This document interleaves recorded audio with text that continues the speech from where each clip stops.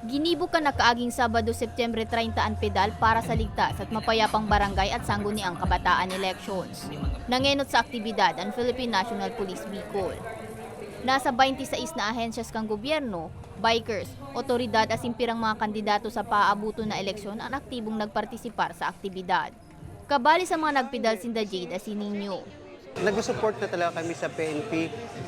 May mga event ang PNP, nag-support na talaga kami. So grupo mi na hard chargers, talagang supportive kami sa project ng PNP. Ngunyan, kaya kami niya ang digdingon yan sa program ninda sa pedal para sa ligtas na kapayapaan sa election. We talaga nag-support na kami. Pag may mga pen bike po, palagi naman kami sumasali sa mga ganitong event. Yung grupo namin, yung LSB team. Then, para na rin magkasama-sama yung mga ibang mga bikers din po at makasalamuha. Saka, exercise na rin sa amin yun.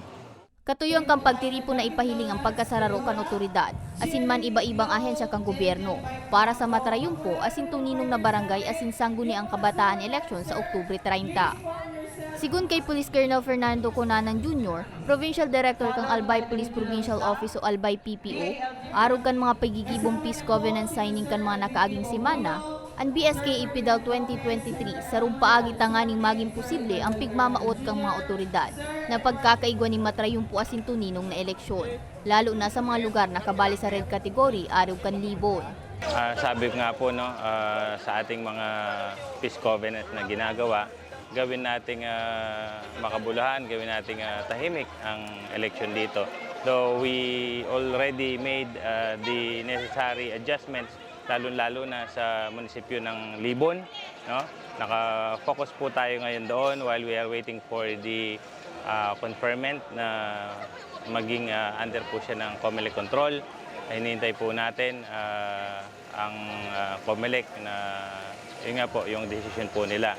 However, we already made the early precautionary measures, early preparations para po sa Libon at marami po tayo pulis na nilagay doon per barangay, marami tayong checkpoint na nilagay. Katakod kay ni maigot man na pigpapasunod kang COMELEC ang manungod sa anti-epal asin anti-bigay. Kung sa may napadara na ang COMELEC na mga kandidato ning show cause order, matapos na magkaigwan ng premature campaigning na maigot na pigbabawal kang opisina. Gaya po ng committee ng premature campaigning, may committee on kontra EPAL, may committee po on kontra bigay na nakatutok dito. Kasi po, unlike before, may mga presumptive na, may mga presumption na ikaw ay nagkukumit ng vote buying kung marami pong sitwasyon. Halimbawa, nagkukumpulan, tapos pag lumalabas sa isang bahay, may pera. So, may presumption of vote buying. Ikaw po ay nag-hire ng mahigit sa dalawa na watcher.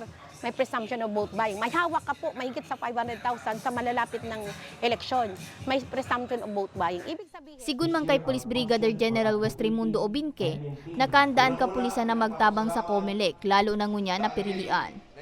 Sa aming isinasagawang peace covenant, sa tingin ko ito ay napakalaking tulong dahil sa pamamagitan nito, nagkakaroon ng palagayang loob ang ating mga kandidato. Sa madaling salita, nagkakakitaan sila personally at nakakapag-laying down in the table kung ano yung adhikain ng bawat isa sa kanila. In short, the mere fact na nagkaharap-harap sila, ang ibig sabihin nito, kahit paano, nababawasan yung tension, yung tinatawag natin na intense political rivalry, kahit paano ay nababawasan. At pag yan ay nabawasan, siyempre ang resulta niyan ay matiwasay at mapayapang pagkasagawa ng halalan. Sa presente, pigtawan na nindugang na atensyon kang PNP Analbay asin Masbate, na yaon sa red category matapos ang nagkapirang election-related incident. Asin sa ngunyan, padago sindang nakikipag-koordinar sa mga provincial director, nganing day na madugangan pa ang mga insidente sa naunang bita ng mga probinsya. Mientras tanto, sinundan ng tree planting activity ang nasambit na aktibidad na ginibo sa Barangay Lamba, Legazpi City. Para sa mga baretang tatak Bicol, May Arango.